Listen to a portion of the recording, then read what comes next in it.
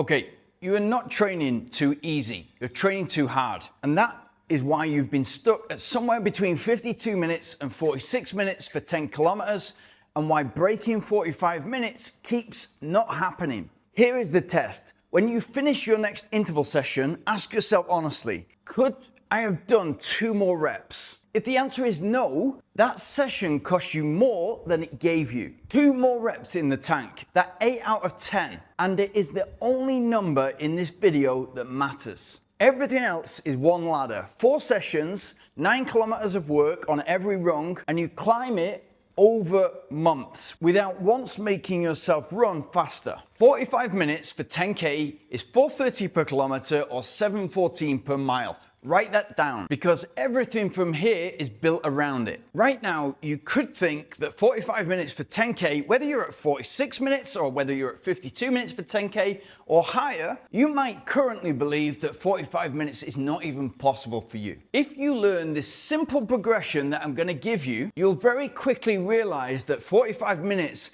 is just an intermediate goal on a path to running so much quicker. And once you break 45 minutes, I promise you, sub 40 is just around the corner. Here's what almost everyone does instead, and I did it for years. You go out and you do your interval session and you want proof. You want to come home, look at your watch data and see that you ran faster than last week. And because intervals are broken up, you also want to see that you run way faster than your current 10K pace. And so you empty yourself. And on the last rep, you got nothing left. You're on the track with your hands on your knees. And the problem is, it feels brilliant for about a day. And then Thursday, you're flat.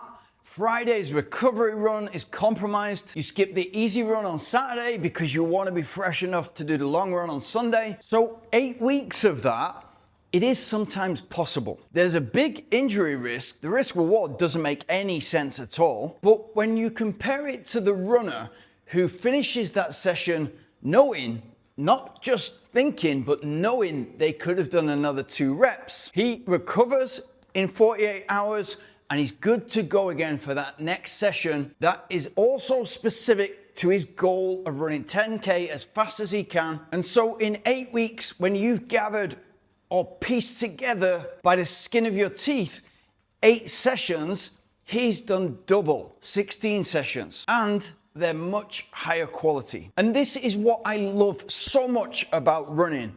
He's not more talented than you. He's just done twice the work because he's been smarter about his approach. And that is the entire difference between 55 minutes and running sub 45 minutes en route to your sub 40 minutes. So here's the ladder. Start at 6 times 500 meters with 60 seconds rest. And for that rest, walk recovery. 3 kilometers of work, deliberately not much, because the first job is not fitness. It's learning what it feels like to have 2 reps left in the tank. Then you add reps, 8 times 500 meters, 10 times 500 meters, 12, 14, 16, and then 18 times 500 meters. At that point, you're doing 9 kilometers of work, and that is where 9 comes from. It's not something I just invented. It will build to 90% of your race distance, which is enough to rehearse the specific demands of the 10K. And we're going to do these in a way that it's not too much for the body so that you can recover and execute the next hard session. Once you are there, stop adding. Once you get to 9 kilometers, we're going to change the shape instead. So 18 times 500 meters becomes 9 times 1 kilometer, and then 6 times 1.5 kilometers, and then 3 times 3 kilometers. Same total distance, same recovery, 60 seconds. Most importantly, the same 8 out of 10 effort. And look at what actually changes across the ladder. 18 reps of 500 meters, and you get 17 minutes of walk recovery. By the time you've got to 3 times 3 kilometers, you've just got 2 minutes of recovery. The total work is identical. We're elongating the reps, and the recovery is disappearing. Now, the immediate question will be, how long do I do that for? When do I move on to the kilometer reps? When do I move on to the 3 kilometer reps? But you already have the answer. The goal is to finish the session knowing, not thinking, but knowing you could do more and still feeling at the end of the session like that's an 8 out of 10 perceived effort. And I can already hear you screaming at the screen, what's an 8 out of 10 effort? How does that feel like? When meanwhile, tomorrow for your interval session, 6 times a kilometer, you're gonna run those at 4 minutes and 52 per kilometer or just under 8 minutes a mile, because that's what an app has calculated for you based on a race time from 5 months ago. It doesn't matter whether you can or you can't figure out what a 6 out of 10 perceived effort is or an 8 out of 10 perceived effort.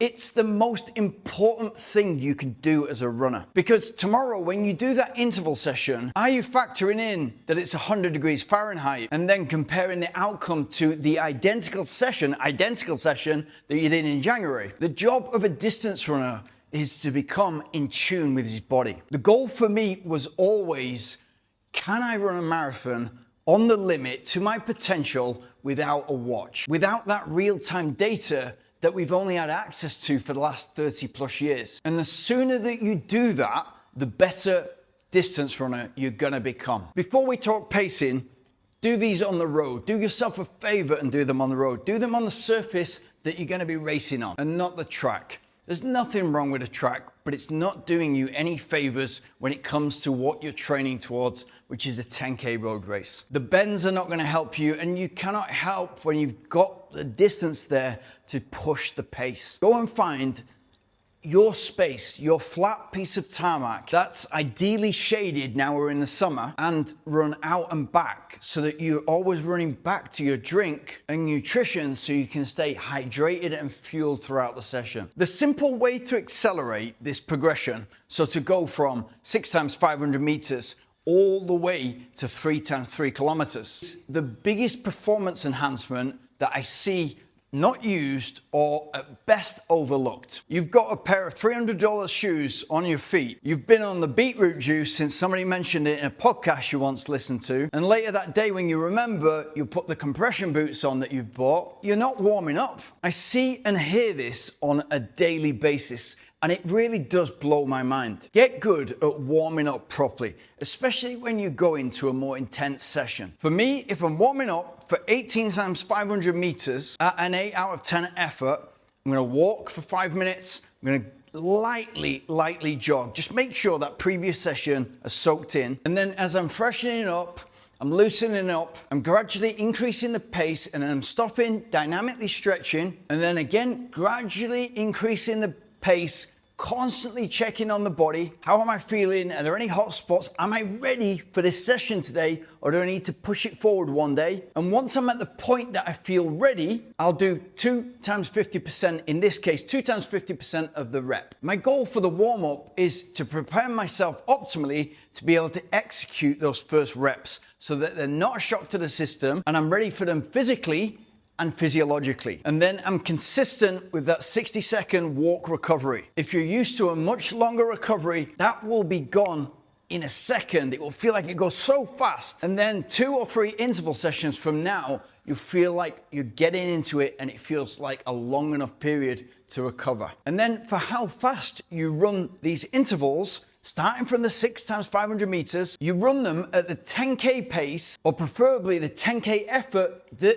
you can hold today. So if you're at 50 minutes for 10K, gradually build up from 6 times 500 meters to 18 times 500 meters at that 5 minutes per kilometer or 8 minutes per mile. And you move on to the next rung when you finish your session and you honestly feel like you could have done, in the 500 meter case, 2 more reps. If you've got a recent 10K time, if it's within the last 4 to 6 weeks, and you feel in the same shape or better, and you paced it well, then go off the average heart rate that you had for that 10K. And then you let the pace come to you. So that 5 minute per kilometer or that 8 minute per mile, all of a sudden you're running 4:55 and then 4:50 and then 4:45, then 4:40. But you're not chasing it.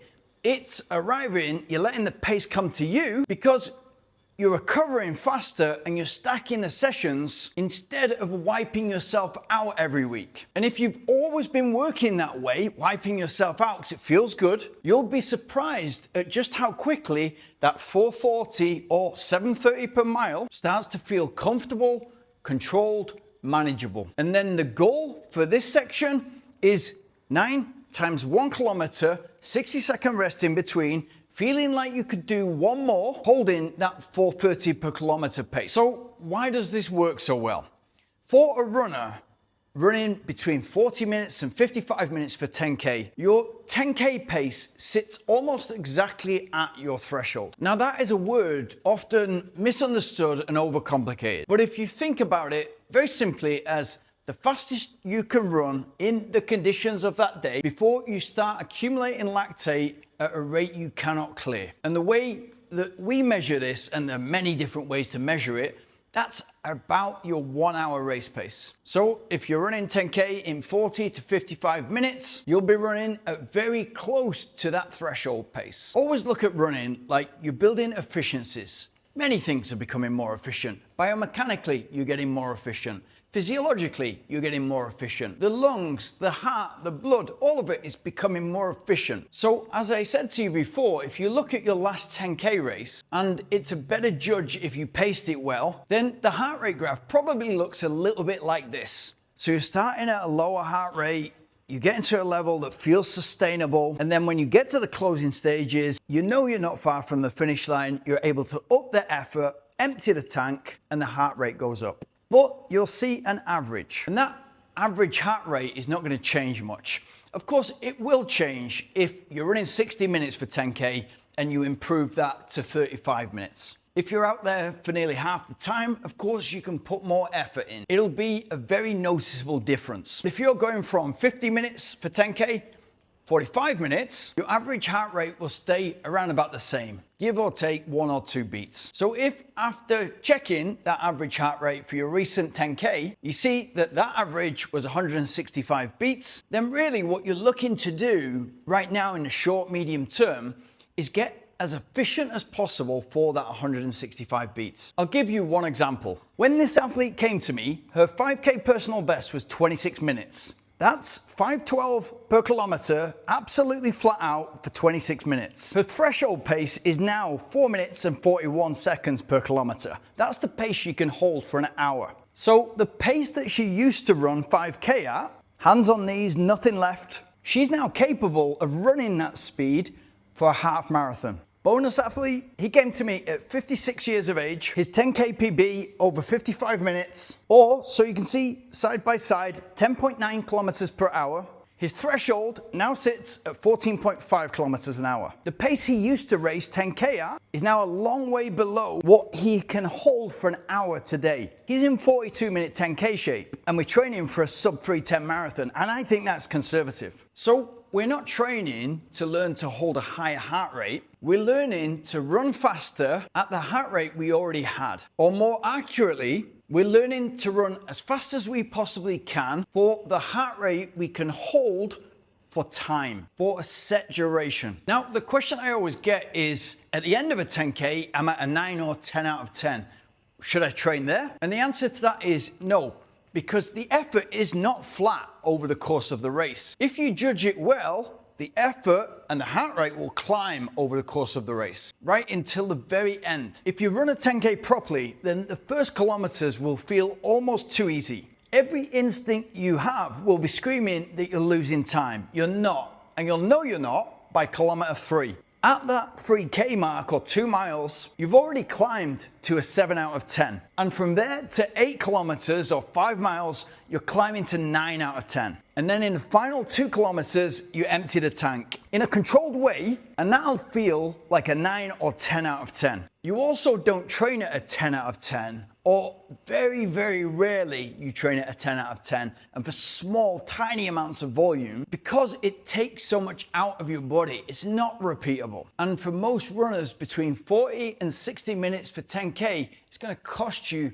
much more than it gives you. Get comfortable at that 8 out of 10. Go and live there at that 8 out of 10 for your midweek interval session. Don't worry about the 10 out of 10. The race will give you that 10 out of 10. I'm Lee Grantham. I coach marathon runners to major breakthroughs. And in my own journey, I went from not being able to run for 500 meters to running 2 hours and 21 minutes for the marathon and 6 hours and 42 minutes for the 100K, and I represented my country for both. And a big part of that progress was removing limiting beliefs and then training to exactly what I needed to be doing on a weekly basis and stacking sessions that were moving me forward as an individual. So if you've got a certain amount of hours allocated to your training week and you want all of that time, energy, and effort directing at exactly the things that are going to move you forward the furthest and also safest so you can get that major breakthrough, then get in contact by booking a call in the link in the description.